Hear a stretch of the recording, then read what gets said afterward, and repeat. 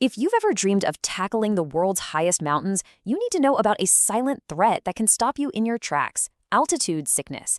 In this explainer, we're boiling down some absolutely life-saving advice from a top expert source on how to beat it. Let's get into it. And we have to start right there. Look, this is not a scare tactic. It's not an exaggeration. It's a cold, hard fact. Every single year, adventurers head out for the trip of a lifetime, and for some, it's tragically cut short. This is exactly why understanding this stuff isn't just a good idea. It's absolutely essential. So, what are we actually talking about here? What is this invisible danger that's hanging out in that beautiful, thin mountain air? What even is altitude sickness? Well, it really just boils down to one thing: oxygen. As you climb higher, the air pressure drops. Now, the percentage of oxygen is the same, but with each breath, you're actually getting fewer oxygen molecules. Your body just can't keep up, and that's when it starts sending out some serious distress signals. And you need to burn this number into your brain: 2,500 meters. That's about 8,200 feet. This is the magic number, the critical line. Once you go above this altitude, the risk of getting sick becomes very real for pretty much anyone. It doesn't matter how old you are or how fit you are. Okay, so knowing the threat is step one, but recognizing it in yourself or your friends, that's the real game changer. Your body will tell you when something's wrong. You just have to know how to listen. So let's go through the 5 critical warning signs you absolutely cannot ignore. All right, take a look at this list. First up, a headache. This is your number one earliest warning. So easy to just pop a painkiller and push on, right? Don't do it. Then nausea. That queasy feeling is your gut screaming that something is off. Number 3, dizziness. If the ground feels like it's swaying, that's not the trail, that's your brain. Super serious. Fourth, extreme fatigue. And I'm not talking I just hiked 10 miles tired. This is a deep, overwhelming exhaustion. And finally, insomnia.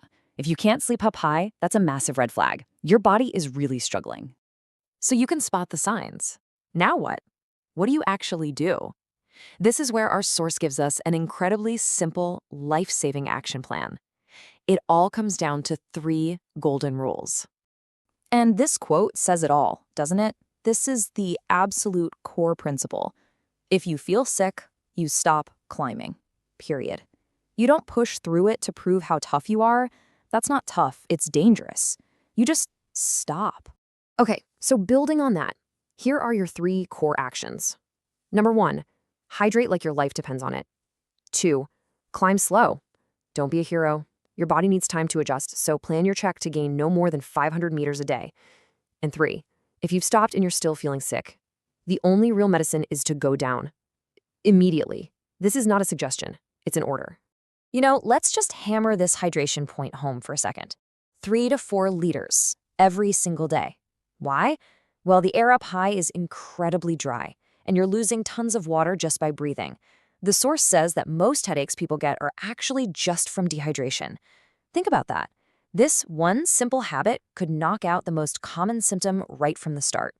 Now, you might be thinking, what about pills?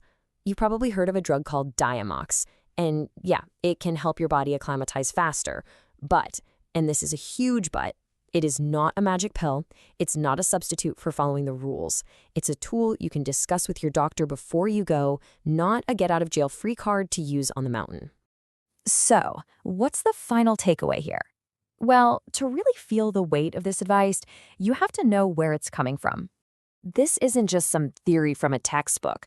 We're talking about practical, real-world knowledge from over 3 decades of guiding 10,000 trekkers, all brought safely through one of the most demanding places on Earth. That is an unbelievable track record, and it means this advice is the real deal. And that leads to their final, most powerful point. When you're budgeting for a trip like this, there are places to save money. Your guide is not one of them. The experience of the people leading you is your greatest safety net. So the bottom line is, don't cheap out on expertise. So we'll leave you with this to think about. After hearing all of this, the warning signs, the rules about water, climbing slowly, and especially going down when you're sick, which one of those really clicks for you? They're all crucial, of course, but which one do you now feel is the absolute key that could one day save your life?